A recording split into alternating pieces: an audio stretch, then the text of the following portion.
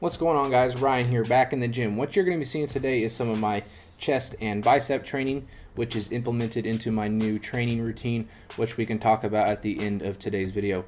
But what I mainly wanted to talk about was how to optimally train your chest through all the angles that your chest is responsible for. Now, we're not going to see all those angles in today's video, but we can talk about them and how to use it to your advantage in order to proportionally grow your chest, because a lot of people will complain and say, I need to build my upper chest, my lower chest, my inner chest, whatever the case may be.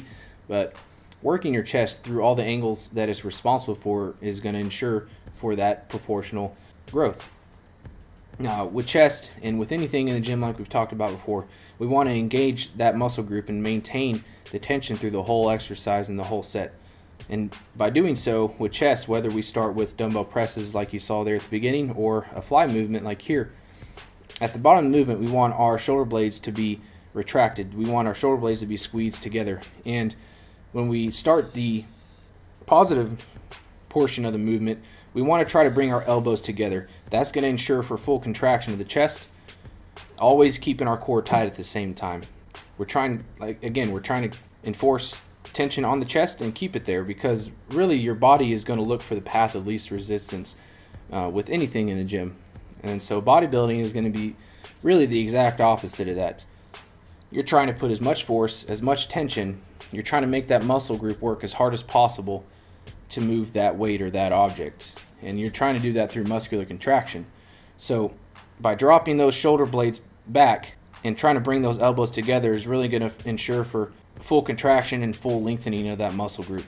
So the first thing we do not want on the negative portion of the movement is a break at our elbows. We want, again, those shoulder blades to retract and to squeeze those together at the bottom of the movement. So a quick look into my new routine. I start the week with back and triceps, then I train legs, and then the third day I train chest and biceps like you guys are seeing here. I repeat after that third day, and then I take my rest day. So this is going to ensure for a lot of frequency and a lot of volume within the week, as you guys have heard me talk about in previous videos. And I really did it to help kind of rest my minor muscle groups like my biceps and triceps a little more.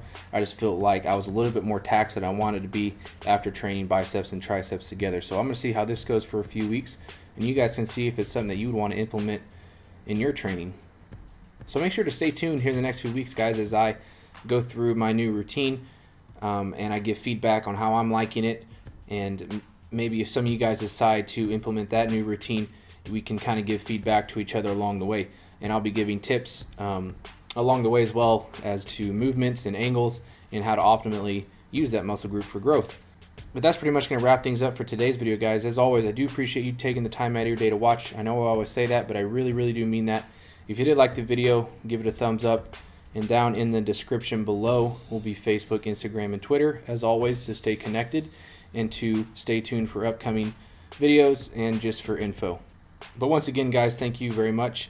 You guys take care, and we'll talk to you again real soon.